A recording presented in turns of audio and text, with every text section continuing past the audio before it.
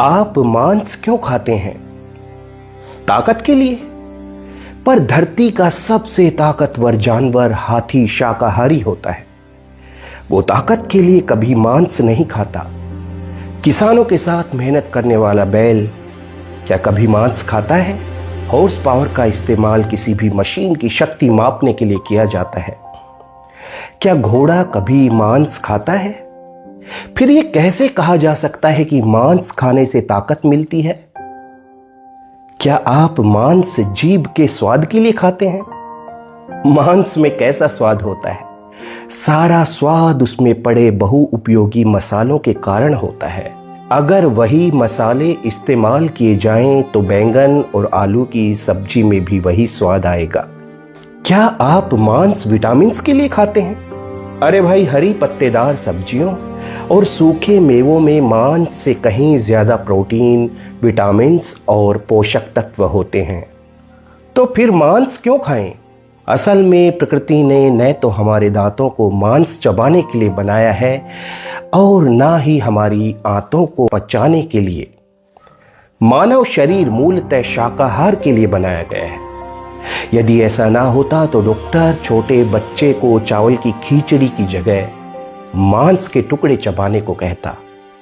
इसका मतलब ये हुआ कि मनुष्य स्वाभाविक मांसाहारी नहीं है।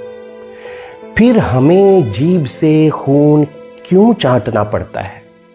चिकित्सा विज्ञान कहता है कि मांस खाने से पाचन क्रिया खराब होती है, मानसिक रोग होता है जिससे अनेक रोग हो सकते हैं, और अध्यात्म कहता है कि मांस खाने से मनुष्य में काम, क्रोध, मद, ईर्ष्या आदि दुर्गुण प्रबल होते हैं तथा राक्षसी प्रवृत्तियां बढ़ती हैं। कहा जाता है कि मनुष्य बंदरों से विकसित हुआ है, लेकिन बंदर तो आज भी शाकाहारी हैं। विकास की इस यात्रा में बंदरों से मनुष्य तक कौन जानता है कि मनुष्य पशु कैसे बन गया? लेकिन मनुष्य का पेट पशुओं का कब्रिस्तान नहीं है।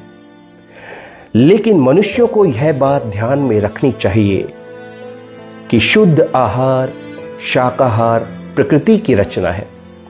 जो पशु होठों से पानी पीता है वह शाकाहारी होना चाहिए, और जो पशु जीभ से पानी पीता है वह मांसाहारी होना चाहिए।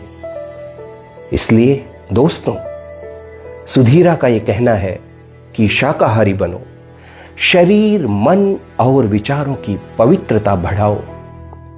सहमत हो तो देखो, या फिर